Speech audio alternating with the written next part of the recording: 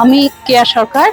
আমি একজন housewife. Actually আমি born and brought up Chetla, Kalighat ওই জায়গায়, মানে চেতলায়। আর আমার শ্বশুরবাড়ি এখানে যাদবপুর নর্থ রোড।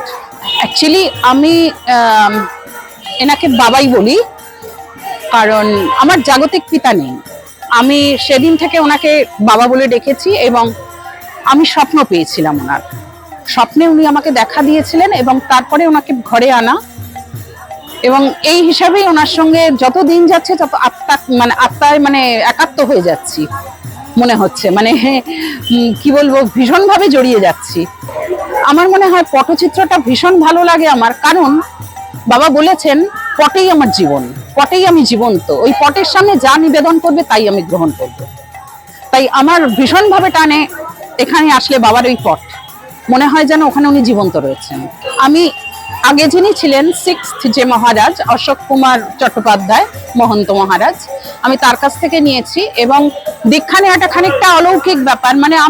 আমি জানতাম না কি হয়, দীক্ষা নিলে কি হয় বা কিভাবে নিতে হয়, কিছুই জানতাম না। মনে একটা ইচ্ছা ছিল, তো হঠাৎই একবার উৎসবের সময় শেষাশেষি এসে দেখলাম বিশাল লাইন। আমি বাইরে থেকে জিজ্ঞেস করলাম কি হচ্ছে, বললো যে দীক্ষা দেওয়া হচ্ছে।